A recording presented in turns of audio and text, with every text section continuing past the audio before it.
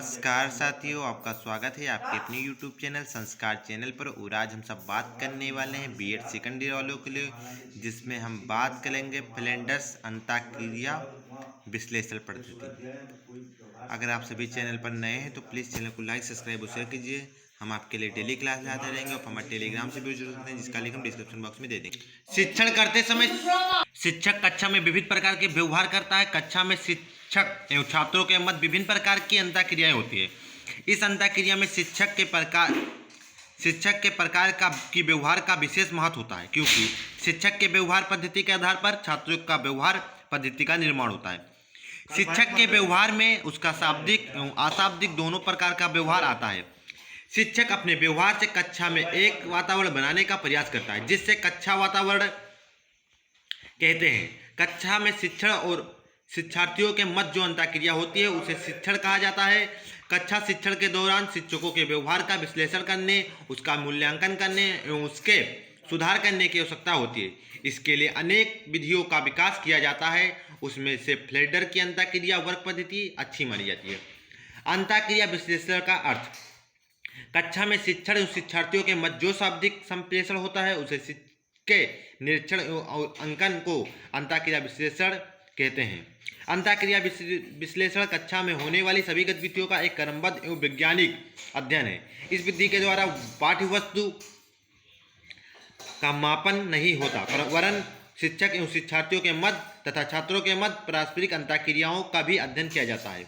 शिक्षक एवं शिक्षार्थियों के मध्य अंतःक्रिया विश्लेषण विधि को शुरुआत सन 1939 में एडर्सन के द्वारा की गई। उसके बाद लिपिड एवं हाविट हेवन ने 1945 में, मेरिक फ्रांसिस 1946 और विटहाल 1949, रॉबर्ट वेल्चल 1950 ने इस क्षेत्र में कार्य किया। इन लोगों के कार्यों के से प्रभावित होकर डॉक्टर नेड ए फ्लेंडर 1951 ने मिनीसोटा विश्वविद्यालय में अपने सहयोगी के साथ मिलकर शिक्षकों को कक्षागत व्यवहारों को मापने उसका मूल्यांकन करने की एक 10 वर्षीय पद्धति का विकास किया, जिसे अंतःक्रिया वर्ग पद्धति व्यवहार के विश्लेषण एवं निरीक्षण की एक प्रविधि है, जो कक्षा के क्रियाकलापों की संरचना, अवयवों एवं व्यवहारों की विवेचना करती है। अंतःक्रिया वर्ग पद्धति के उद्देश्य: फ्लेडर की अंतःक्रिया वर्ग पद्धति के मुख्य उद्देश्य निम्न है। अंतःक्रिया के माध्यम से शिक्षक के व्यवहार की पहचान करना, शिक्षक के व्यवहार से संबंधित वस्तुनिष्ठ आंकड़े एवं क्रमबद्ध अभिलेख एकत्र करना, शिक्षक के व्यवहार से छात्रों के व्यवहार में होने वाले परिवर्तन एवं प्रभावों की पहचान करना, शिक्षण प्रविधियों के संदर्भ में उपचारात्मक अवयवों का निर्माण करना, कक्षा कक्ष के क्रियाओं का विश्लेषण करना। फ्लेंडर्स का श्रेणी विभाजन: कक्षा में अध्यापक एवं विद्यार्थियों के बीच जो शाब्दिक अंतःक्रिया चलती है उसका विश्वसनीय एवं वैज्ञानिक अध्ययन करने के लिए फ्लेंडर्स ने उसका वर्गीकरण करने की चेष्टा की है। उसने समस्त शाब्दिक अनुक्रिया को 3 वर्गों में विभाजित किया: अध्यापक का कथन, छात्र का कथन और मनोअवस्था तथा विभ्रम। अध्यापक का कथन: कक्षा में पढ़ाते समय अध्यापक से समस्त शाब्दिक व्यवहार का अध्यापक कथन में समावेश किया जाता है। इस शाब्दिक व्यवहार में ये बातें आती हैं: अध्यापक द्वारा किए गए जाने वाले उपक्रम, अध्यापक द्वारा की जाने वाली अनुक्रिया। फ्लेंडर ने समस्त अध्यापक कथन को उसके व्यवहार की दृष्टि से 2 वर्गों में विभाजित किया है: अध्यापक का प्रत्यक्ष व्यवहार, अध्यापक का अप्रत्यक्ष व्यवहार।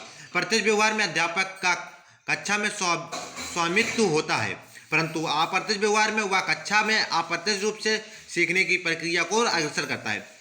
प्रत्यक्ष व्यवहार फ्लेंडर के मतानुसार 3 वर्गों में बांटा जा सकता है: भाषण अथवा व्याख्यान द्वारा निर्देश देने, आलोचना करना और अधिकार का समर्थन करना। अप्रत्यक्ष व्यवहार में फ्लेंडर ने 4 श्रेणियों में विभाजित किया: विद्यार्थियों की भावनाओं को स्वीकार करना, प्रशंसा और प्रोत्साहन, विद्यार्थियों के विचार का मान लेना और प्रश्न पूछना। इसके बाद विद्यार्थी कथन: कक्षा शिक्षण के समय विद्यार्थियों के समस्त शाब्दिक व्यवहार को हम विद्यार्थी कथन के अंतर्गत ले सकते हैं। इसमें 2 ये बातें आती हैं: विद्यार्थी द्वारा किए जाने वाले उपक्रम, विद्यार्थियों द्वारा की जाने वाली अनुक्रिया। फ्लेंडर ने समस्त विद्यार्थी कथन को उसके व्यवहार की दृष्टि से 2 वर्गों में विभाजित किया: विद्यार्थी का कथन अनुक्रिया, विद्यार्थी कथन का उपक्रम। इन दोनों भागों में विद्यार्थी काम करता है। अध्यापक द्वारा पूछे गए प्रश्नों के उत्तर देने की चेष्टा करना, अध्यापक द्वारा प्राप्त निर्देशों के आधार पर कार्य करना, उसका प्रश्न पूछने हेतु उत्सुक होना।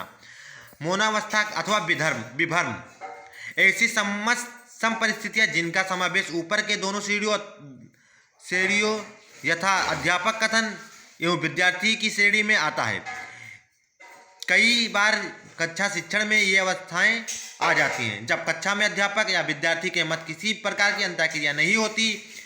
बहुत सी विद्यार्थी एक साथ कुछ कहने को तत्पर हो जाते हैं और अध्यापक यह निष्कर्ष नहीं ले पाता कि विद्यार्थी अथवा अध्यापक इनमें से कौन सा उपक्रम करने वाला है और कौन अनुक्रिया करने वाला है। ऐसी सभी परिस्थितियां मौनावस्था अथवा विभ्रम के अंतर्गत आएगी। फ्लेंडर की अंतःक्रिया विश्लेषण की कुछ विशेषताएं। इस प्रविधि के अंतर कौन आज गए हैं क्या? इस प्रविधि की विशेषताओं को नीचे लिखे शब्दों में विभक्त किया जा सकता है। सूक्ष्म शिक्षण और अभिरूपता शिक्षण में इस प्रविधि को प्रयोग एक सहायक पद्धति के रूप में हो सकता है। इस प्रविधि की मदद से कुछ श्रेणी में सूक्ष्म कक्षा व्यवहार की भलीभांति अवलोकन किया जा सकता है। इस विधि कक्षा अध्यापक के व्यवहार के अध्ययन प्रयोग में लाए जाने वाली प्रविधि का सबसे अधिक वस्तुनिष्ठ और वैज्ञानिक है। कक्षा अध्यापक व्यवहार परिवर्तन की दृष्टि से इस प्रविधि का प्रयोग पृष्ठपोषण के रूप में भी किया जाता है।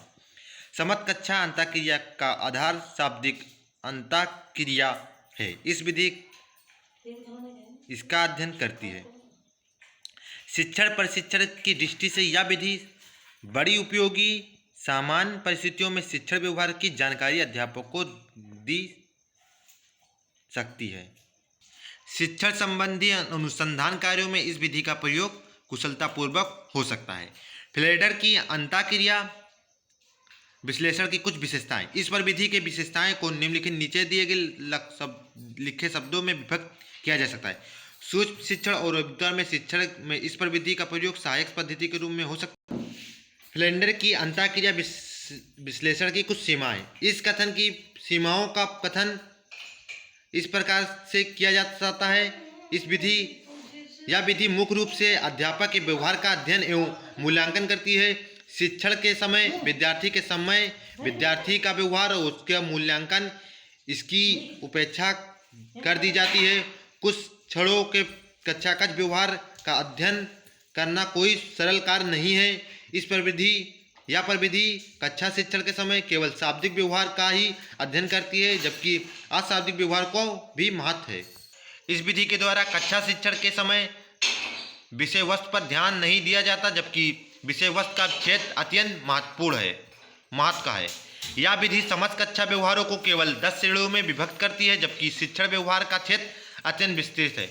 कुछ सुधार के प्रयास। इस विधि की सीमाओं को ध्यान में रखते हुए इसमें सुधार के भी प्रयास हुए।